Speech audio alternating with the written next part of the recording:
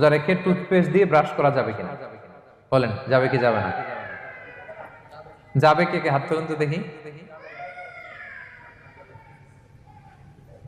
হ্যাঁ, মাত্র একজন, দুইজন, তিনজন, চারজন, পাঁচজন, ছজন, দল ভারী হচ্ছে আস্তে আস্তে। হ্যাঁ, টুথপেস্ট দিয়ে ব্রাশ করা যাবে কি যাবে না? হুম, যাবে মাত্র পাঁচজন, আর যাবে না কয়জন দেখি? যাবে না, অনেকে যাবে না, অনেকে হাত তুলে নাই, ভাবছে কোন জায়গায় হাত তুলে কোন বিপদে পড়ি। চুপচাপ দেখি যে কোনটা জিতে। যাবে না?